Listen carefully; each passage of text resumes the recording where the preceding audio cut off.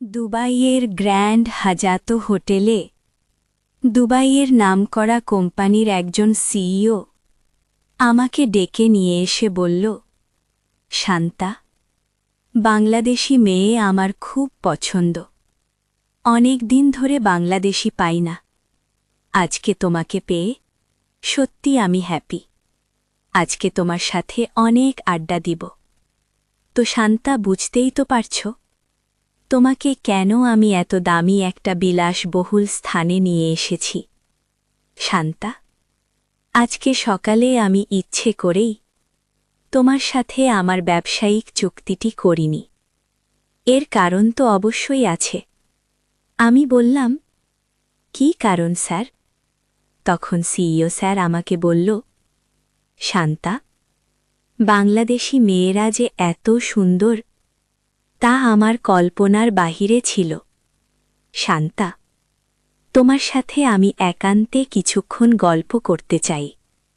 আমি বললাম, স্যার, আমি এখানে ব্যবসায়িক চুক্তি সম্পন্ন করতে এসেছি, গল্প করতে নয়। তখন সিইও স্যার আমাকে বলল, যদি তুমি আমার সাথে কিছু সময় গল্প না করো, আমি তোমার কোম্পানির সাথে ওই চুক্তিতে যাব না। সিইও স্যারের এমন কথায় আমি বেশ চিন্তায় পড়ে গেলাম। ভাবলাম, জীবনের প্রথম একটা মিশনে এসেছি, তবে আমি ব্যর্থ হয়ে যাবা। অনেক কিছু ভেবে আমি সিইও স্যারের সাথে কিছু সময় গল্প করতে রাজি হয়ে গেলাম। তারপর বন্ধুরা, ওই কোম্পানির সিইও স্যার আমার সাথে গল্প করতে করতে আস্তে আস্তে। বন্ধুরা, আজকের গল্পটি অনেক অনেক ইন্টারেস্টিং। আশা করি তোমরা পুরো গল্পটি শুনলে অনেক মজা পাবে। তবে বন্ধুরা, গল্পটি শুরু করার পূর্বে তোমাদের নিকট আমার ছোট্ট একটা অনুরোধ, তোমরা দয়া করে আমার চ্যানেলটি সাবস্ক্রাইব করে আমাকে সাপোর্ট করবা। হ্যালো বন্ধুরা, আমি নুসরাত জাহান শান্তা। আমি বাংলাদেশের একজন মেয়ে। গোপনীয়তা রক্ষা করার জন্য এখানে আমি আমার ছদ্মনাম ব্যবহার করলাম। বন্ধুরা, আজকে আমি তোমাদেরকে বলবো আমার জীবনের চরম একটি সত্য ঘটনা। আমি বাংলাদেশের প্রত্যন্ত অঞ্চলের একজন মেয়ে ছিলাম। আমি বাংলাদেশের গ্রামে বসবাস করতাম। গ্রামে বসবাস করতে করতে গ্রামটাকে অনেক বেশি ভালোবেসে ফেলেছিলাম। গ্রামের মানুষ, গ্রামের পরিবেশ, সব কিছু আমার কাছে ভালো লাগত। কিন্তু এই ভালো লাগাটা আর বেশি দিন রইল না। স্কুল কলেজের গণ্ডি পেরিয়ে সর্বশেষে আমি চান্স পেলাম ঢাকা শহরের একটি নামকরা বিশ্ববিদ্যালয়ে। কিন্তু বিশ্ববিদ্যালয়ে চান্স পাওয়ার পর আমার পড়ালেখার খরচ, থাকা খাওয়া, এভরিথিংয়ের পরিমাণটা অনেক বেড়ে যায়। কিন্তু আমার বাবার পারিবারিক অবস্থা এতটাই খারাপ ছিল যে আমাকে পড়ালেখার খরচ দেওয়ার মতো কোনো উপায় ছিল না। আস্তে আস্তে আমার পড়ালেখার প্রতি মনোযোগ কমে যায়, চিন্তা ধারণা উল্টে যায়। চিন্তা করলাম, কিভাবে আমি অর্থ ইনকাম করতে পারি। আমার প্রচুর অর্থ চাই। অর্থ ছাড়া এই পৃথিবীতে কোনো মূল্য নাই। অর্থ ছাড়া মানুষের স্বপ্নগুলো দুঃস্বপ্নই থেকে যায়। এই চিন্তাভাবনা থেকেই আমি খুঁজতে লাগলাম, কিভাবে ইউনিভার্সিটিতে পড়ালেখার পাশাপাশি ভালো একটা কিছু করা যায়, যাতে করে আমার পড়ালেখার খরচ মেটাতে পারি, আমি আর্থিক দিক দিয়েও কিছুটা সচ্ছলতা বোধ করি। এই প্ল্যান মোতাবেক আমার ভার্সিটির এক বন্ধু, ছেলে বন্ধু, তার নিকট থেকে পরামর্শ নিতে গিয়েছিলাম। তো বন্ধুরা, আমার বন্ধুর নাম ছিল উৎপল জোয়ারদার। সে আর আমি একই ডিপার্টমেন্টে পড়ালেখা করতাম। আমি যখন আমার বিস্তারিত তার কাছে বললাম, তখন আমার বন্ধু উৎপল আমাকে বলল, আরে শান্তা, তুমি বাংলাদেশের একটা নামকরা ইউনিভার্সিটির স্টুডেন্ট। তুমি দেখতেও যথেষ্ট সুন্দরী এবং মেধাবী। আর তুমি কিনা ছোটখাট চাকরির ব্যাপারে চিন্তা কর। তুমি চাকরি করবা বাংলাদেশের বড় কোনো সরকারি ডিপার্টমেন্টের উচ্চপদস্থ কর্মকর্তা হয়ে, অথবা বিজনেস করবা শান্তা। শান্তা, তোমার যে মেধা আর তোমার যে চেহারা, তুমি চাইলে আমার সাথে ব্যবসা করতে পারো শান্তা। চাকরি করে তুমি কয় টাকা পাবে? আমার সাথে ব্যবসা কর, প্রতি মাসে একবার দেশের বাহিরে ঘুরতে পারবে শান্তা। প্রতি মাসে তোমাকে একবার বিদেশ যেতে হবে ব্যবসার উদ্দেশ্যে, আর সেই সাথে তুমি পাবে বিলাসিতাপূর্ণ জীবন। আমার সাথে পার্টনারশিপ ব্যবসা করে তুমি কোটি কোটি কোটি টাকা কামাতে পারবে শান্তা। তুমি জানো না, আমার বাবার বিদেশে এক্সপোর্ট ইম্পোর্টের ব্যবসা। বিভিন্ন প্রকার পার্টস এনে আমরা বাংলাদেশে সেল দেই। শান্তা, পার্টসের ব্যবসা অনেক লাভবান ব্যবসা। বাহির থেকে খুব সস্তায় কিনে এনে বাংলাদেশে চড়া দামে বিক্রি করি। তো সেক্ষেত্রে আমার বাবার কোম্পানিতে একজন দুভাষী প্রয়োজন, যে নাকি ভালো ইংলিশ পারে। আর শান্তা, তুমি তো ইংলিশ মিডিয়ামের ছাত্রী। সাধারণত তুমি ইংলিশে অত্যন্ত মেধাবী। তুমি চাইলে আমার বাবার প্রতিষ্ঠানে চাকরি করতে পারো, আর এই জন্য প্রতি মাসে তোমাকে ভালো পরিমাণে একটা বেতন দেওয়া হবে। সেই সাথে বিদেশে থাকা, খাওয়া এবং অন্যান্য খরচাবলি সব কিছু ফ্রি করে দেওয়া হবে। শান্তা, তোমার এবং তোমার পরিবারের স্বপ্ন পূরণ হবে। তুমি আবার চাকরির পাশাপাশি ব্যবসা করেও খুব অল্প দিনে কামাতে পারবে কোটি কোটি টাকা। শান্তা, তোমার যে চেহারা আর তোমার যে মেধা, আশা করি বিদেশে বড় বড় কোম্পানির সিইওরা তোমাকে দেখলেই তোমার সাথে তারা ব্যবসা করতে ডিল করবে, আর সেখানে তুমি আমাদের কোম্পানির প্রতিনিধিত্ব করবে। তাদের সাথে একটু ভালো করে ম্যাচিওর্ড হতে পারলে আমরা আরও কম দামে তাদের কাছ থেকে প্রোডাক্ট কিনতে পারব, আর এই সমস্ত প্রোডাক্ট আমরা বাংলাদেশে সেল দিয়ে আমাদের আয়ের পরিমাণ আরও দ্বিগুণ করতে পারব। আর সবচেয়ে বড় কথা হচ্ছে, বিদেশিদের কাছ থেকে সস্তায় প্রোডাক্ট কিনে আমরা বাংলাদেশে সস্তায় বিক্রি করতে পারব, যার ফলে আমাদের সেল অনেক বেড়ে যাবে। তাতে আমাদের ব্যবসার যে পরিমাণ আয় হবে তার 10% কোম্পানি তোমাকে দিয়ে দেবে। আর ব্যবসা পরিচালনা করতে যত প্রকার অর্থ প্রয়োজন, সমস্ত প্রকার অর্থ আমার কোম্পানি দেবে। তবে শান্তা, তোমাকে একটা সিক্রেট কথা বলি। যে কারণে তোমাকে কোম্পানি চাকরির জন্য প্রস্তাব দিচ্ছি, তার মেন কারণ হচ্ছে শান্তা, তুমি তোমার রূপ, তুমি তোমার সৌন্দর্য এবং তুমি তোমার মিষ্টি কণ্ঠের ভাষা প্রয়োগ করে আমাদের টার্গেটেড কোম্পানির সিইওদেরকে পটানো। যদি তুমি তাদেরকে পটাতে পারো, তাহলে আমরা খুব সস্তায় প্রোডাক্ট কিনতে পারব। আর শোনো শান্তা, বিদেশে বটবট কোম্পানির সিইও ওরা কিন্তু মেয়েদের সাথে বিজনেস করতে খুবই পছন্দ করে, কারণ মেয়েরা কখনো শর্ত ভঙ্গ করে না। আর একটা বড় কথা হচ্ছে, মেয়েরা তাদের কর্মে অনেক মনোযোগী হয়ে থাকে। শান্তা, তুমি শুধু সাপোর্ট দিও, আর কোম্পানি তোমাকে সকল দিক দিয়ে সাপোর্ট দিবে। বন্ধুরা, সেদিন আমার ইউনিভার্সিটি ফ্রেন্ড উৎপল জোয়ারদারের এরকম লোভনীয় চাকরির অফারটা না করতে পারলাম না। আর সবচেয়ে বড় ব্যাপার হচ্ছে, আমি তখন বন্ধুরা অনেক অর্থের অভাবে ছিলাম। আমার প্রয়োজন ছিল অনেক অর্থ। তাই বন্ধুত্ব ফুলের এরকম একটা প্রস্তাবে আমি চাকরি করতে রাজি হয়ে গেলাম। যাই হোক বন্ধুরা, এভাবে ইউনিভার্সিটি পড়ালেখার পাশাপাশি একটা চাকরিতেও জয়েন দিয়ে ফেললাম। চাকরিতে জয়েন দেওয়ার পর কোম্পানির এমডি মহোদয় আমাকে 1 সপ্তাহের জন্য ট্রেনিং করালেন। 1 সপ্তাহ ট্রেনিং করানোর পর আমাদের এমডি মহোদয় আমাকে বললেন, শোনো শান্তা, আগামী সপ্তাহে আমাদের কোম্পানির প্রতিনিধি হয়ে তোমাকে দুবাই একটি কোম্পানির সাথে একটি চুক্তি ডিল করতে যেতে হবে। আর হ্যাঁ, সেখানে তোমার সাথে থাকবে আমার ছেলে উৎপল জোয়ারদার, আর এটি তোমার চাকরি জীবনের সর্বপ্রথম মিশন। যদি তুমি এটিতে সাকসেস হতে পারো, তাহলে তোমাকে আমাদের কোম্পানিতে স্থায়ী করে দেওয়া হবে, আর এটি তোমার চাকরি জীবনের প্রথম মিশন। বিধায় তুমি যদি চুক্তিটা ভালো করে সম্পাদন করে আসতে পারো, তাহলে কোম্পানির পক্ষ থেকে তোমাকে 2 লক্ষ টাকা পুরস্কার দেওয়া হবে। আমি বললাম, ঠিক আছে স্যার। তারপর আমি প্রস্তুতি নিচ্ছিলাম কিভাবে কোন কৌশলে কোম্পানির সিইওদেরকে পাঠানো যায়, তার উপরে অবশ্যই বিশেষ প্রশিক্ষণও নিয়েছিলাম কোম্পানি থেকে।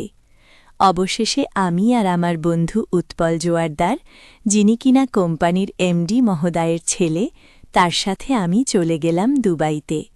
দুবাই আমরা একটি ভালো আভিজাত্য হোটেলে গিয়ে উঠলাম। খুব ভালোই লাগছিল, জীবনের প্রথম দুবাই ভ্রমণ। কিন্তু মাথার মধ্যে আমার সসময় ঘুরপাক খাচ্ছিল কিভাবে আমি আমার উদ্দেশ্যটাকে সফল করতে পারি।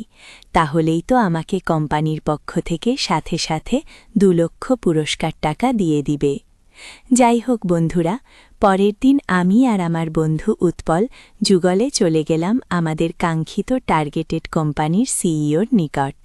তো উনি ছিল বন্ধুরা দুবাইজারের একটি বড় কোম্পানির সিইও। আমাকে দেওয়া হয়েছে তার সাথে ডিল করার জন্য। মনে মনে চিন্তা করতে লাগলাম, আমি আমার সমস্ত দক্ষতা অভিজ্ঞতা কাজে লাগিয়ে হলেও যে করেই হোক আমি চুক্তিটা বাস্তবায়ন করব। যাই হোক বন্ধুরা, তারপর আমি দুবাইজারের সেই কোম্পানির সিইওর সাথে সাক্ষাতের জন্য একত্রিত হলাম। আমি তাকে জিজ্ঞেস করলাম, আপনার নাম কি? সে আমাকে বলল তার নাম বেল্লা। আমি তাকে বললাম, আপনার নামটা অনেক সুন্দর। আপনার নামের অর্থ কি জানেন? তখন সে আমাকে বলল, নো নো। তখন আমি তাকে বললাম, জনাব, আপনার নামের অর্থ হল পরিষ্কার। আপনি দেখতে যেমন সুন্দর, ঠিক তেমনি আপনার মাইন্ডটা অনেক পরিষ্কার। আশা করি আপনার সাথে আমাদের ব্যবসায়িক উদ্দেশ্যটা সফল হবে। তখন বন্ধুরা দুবাইজের সিইও আমাকে বলল, ইয়া অফকোর্স। তোমার নাম কি? আমি বললাম, স্যার, আমার নাম নুসরাত জাহান শান্তা। তখন সিইও আমাকে বলল, উফ, নাইস নেম। তো শান্তা, চলো এবার আমরা আলোচনা শুরু করি। আমি বললাম, ইয়া অফকোর্স। তারপর বন্ধুরা দুবাইজের ওই কোম্পানির সিইওর সাথে আমি আলোচনা শুরু করলাম। তবে আলোচনা করার সময় একটা বিষয় আমি লক্ষ্য করলাম, কোম্পানির সিইও আমার সাথে কথা বলার সময় বারবার কেমনভাবে যেন তাকাচ্ছিলেন। তো এক পর্যায়ে যে কোনো একটা কারণে আমাদের সাথে চুক্তিটা বাতিল করে দিলেন। আমাদের সাথে সে চুক্তিতে যেতে আগ্রহী না। তখন আমি বললাম, Mr Bella, what is your problem? আপনি কেন আমাদের সাথে ব্যবসা করতে আগ্রহী না? তখন মিস্টার বেল্লা কিছু না বলে মিটিং থেকে চলে গেল। আমি তখন হতাশায় পড়ে গেলাম। সেই সাথে আমার বন্ধু অর্থাৎ কোম্পানির মালিকের ছেলে উৎপল জোয়ার দাস, সেও হতাশায় পড়ে গেল। কি করো বুঝতে পারছি না। দুজনেই বিশ্রামের জন্য হোটেলে চলে গেলাম। কিছুক্ষণ পর আমার মোবাইলে একটা ফোন আসে। মোবাইলটা ছিল কোম্পানির সিইওর পার্সোনাল সেক্রেটারির। সে আমাকে ফোন দিয়ে বলল, ম্যাডাম, বেল্লা স্যার আপনাকে সালাম দিয়েছে। স্যার বলেছে আপনার সাথে কিসের নাকি জরুরি কথা আছে, সো আপনাকে আজকে রাত্রে 10টার সময় গ্র্যান্ড হায়াত হোটেলে থাকার জন্য বলা হয়েছে। সেখানে স্যার মনে হয় আপনার সাথে জরুরি কোনো বিষয়ে কথা বলবে। আমি বললাম, ঠিক আছে স্যার, আপনাকে অসংখ্য ধন্যবাদ। তারপর বন্ধুরা আমি ওই কোম্পানির সিইওর সাথে সৌজন্য সাক্ষাতের জন্য চলে গেলাম দুবাইজি বিখ্যাত হোটেল গ্র্যান্ড হায়াতে। কিন্তু সেখানে দুঃখের বিষয় হচ্ছে বন্ধুরা, স্যারের সাথে হোটেল কর্তৃপক্ষ শুধু আমাকে একাই সাক্ষাতের জন্য অনুমতি দিয়েছিল। আমার বন্ধু উৎপলকে আমি নিয়ে যেতে পারি নাই। আমার বন্ধু উৎপল তখন গেস্ট রুমে আমার জন্য অপেক্ষা করেছিল। আমি কোম্পানির সিইও রুমে গেলাম। রুমে গিয়ে আমি খুব আশ্চর্যিত হয়ে গেলাম, কারণ রুমটি খুব সুন্দরভাবে সাজানো গোছানো ছিল। রুমটি এমনভাবেই সাজানো ছিল যা আমি এর আগে কখনো দেখি নাই। তারপর বন্ধুরা কোম্পানির সিইও আমাকে তার এখানে স্বাগত জানালো। তারপর আমাকে সোফায় বসতে বলল। আমি বসলাম। তারপর কোম্পানির সিইও আমাকে বলল, মিস শান্তা, শোনো, আসল এত কথা মিটিংয়ে বলা যায় না। কিছু কিছু ব্যাপার থাকে সিক্রেট। তো আমার ব্যবসায়ের স্বার্থে তোমাকে কিছু সিক্রেট কথা বলবো। যদি তুমি আমার কথাগুলো রাখো তাহলে আমি তোমাদের কোম্পানির সাথে ব্যবসায় চুক্তিবদ্ধ হব। আমি বললাম, কি কথা স্যার? তখন সিইও স্যার আমাকে বলল, মিস শান্তা, তুমি অনেক সুন্দর। আমি তোমার মতো সুন্দর মেয়ে গোটা দুনিয়ায় কাউকে দেখি নাই। বাংলাদেশি মেয়েরা যে এত সুন্দর তা তোমাকে না দেখলে বিশ্বাস করতে পারতাম না। শান্তা, বাংলাদেশি মেয়ে আমার খুব পছন্দ। অনেক দিন ধরে বাংলাদেশি পাই না। আজকে তোমাকে পেয়ে সত্যি আমি হ্যাপি। আজকে তোমার সাথে অনেক আড্ডা দিব। তো শান্তা, বুঝতেই তো পারছো তোমাকে কেন আমি এত দামি একটা বিলাসবহুল স্থানে নিয়ে এসেছি শান্তা। আজকে সকালে আমি ইচ্ছে করেই তোমার সাথে আমার ব্যবসায়িক চুক্তি কি করিনি।